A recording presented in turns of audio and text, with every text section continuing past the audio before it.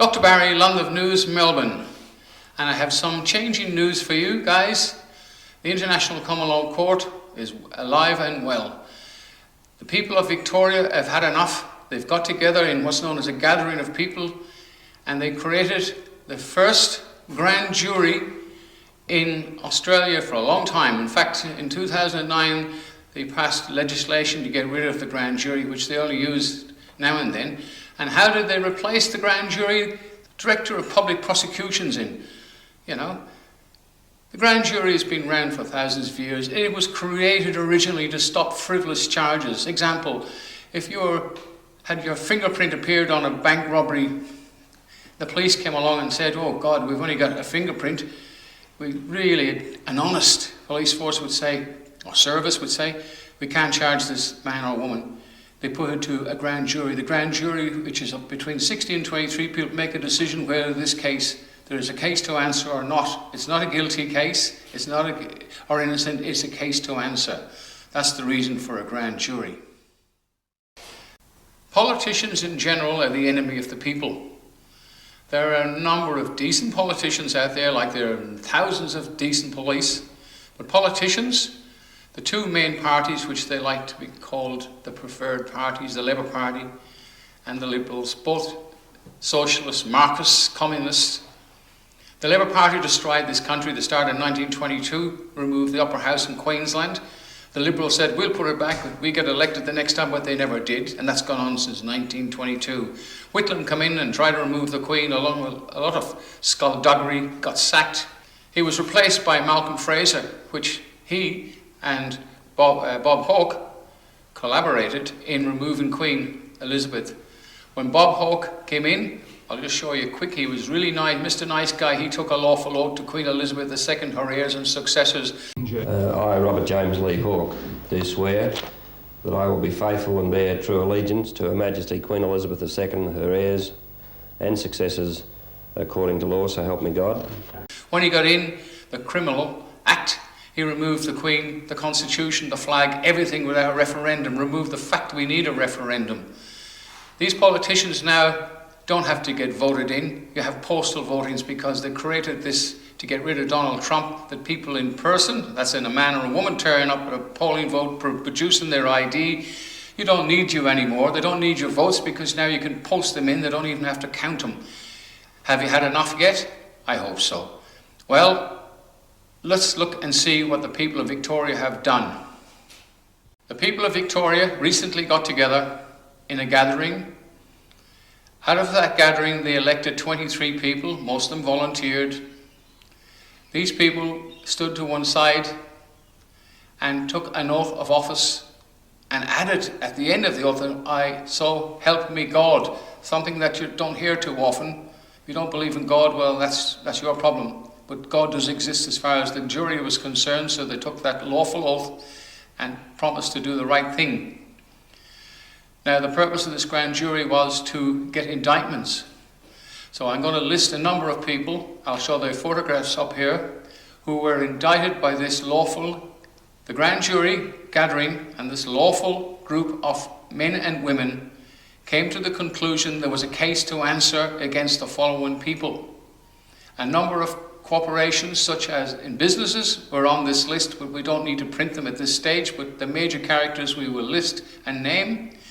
Now, very, very important, these people have been indicted, but that does not mean they're guilty. That does not mean they're guilty, and for the third time, that does not mean they're guilty, but they have a case to answer. Yes, they've got a case to answer according to the people of Victoria. Again, for the third time, yes, they've got a case to answer. The next process is a normal court of 12-man jury. That means men and women. It doesn't make much difference when we say 12-man, we mean them. And that will happen to them next. So there's time for these people to change. We call it redemption. Let's hope they do, because if they don't, they will face a jury. Now, this is not just an Australian, Victorian thing. This is an international court. I'm not the court. I'm just a member of the people. The people decide, not me. I'm just the messenger. This case And all cases that are charged in the International Common Law Court here in Victoria, or over Australia soon, I hope, are all controlled and by the UK head office.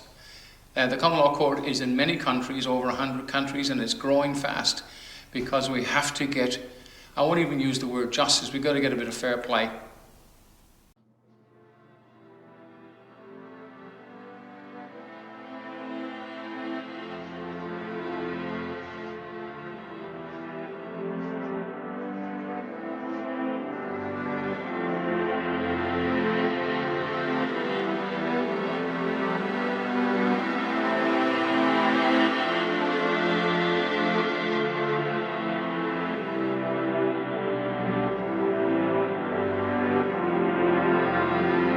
To conclude, this is just the start. The people have had enough. Thousands of people want to be part of it. It will be all over the world, as I said, and there'll be lots of people in other states. There's lots of people setting up. Look, just be wary of YouTube, or not, sorry, correction. Don't be wary of Zoom meetings on common law.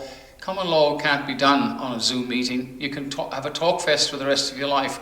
Common law, we don't need meetings. We just need the people to get together in a gathering and make decisions whether there's a case to answer or not for a grand jury. But you don't need a grand jury to bring charges against the CEO of any individual company.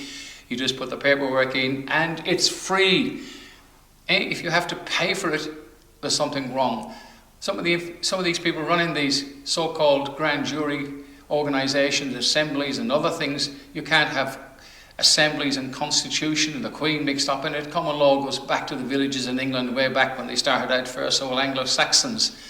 When William the Conqueror came in 1066 after the Battle of Hastings, he brought in some very learned people, great record keepers. They started keeping records of common law. Common law then, it's pretty hard to make money in it, so it's easier to have statutes, and most of the common laws were turned into statute laws. That instead of having a man or a woman, which you will not find in any law, they will say a person. Well, if you identify as a person, look it up. I know it's too much trouble for some of you guys.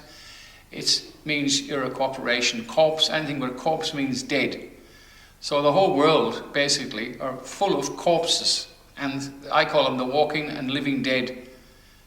The people watching this now are awake, and some of them are waking up. I was talking to an ex-policeman the other day. He was 82 years old or something, or coming up to his birthday, and he's just woken up, and that's fantastic. The whole world is destroyed. It's all owned and controlled by one organisation. You only got to look at the USA and see where they're going. We're going down the same tubes. So we have made a stand. The people here in Victoria have made a stand. The men and women who says enough is enough, and the grand jury has put indictments in to prove that. And these indictments have gone to the UK and they've gone to news media outlets. So let's see how we get on with this. Okay, some of these tough guys will want to shoot the messenger. Well, shoot the messenger, but you know, there'll be hundreds of messengers. London News sign off. Thanks for your cooperation, thanks for your support, and please spread the word. There is hope. Bye for now.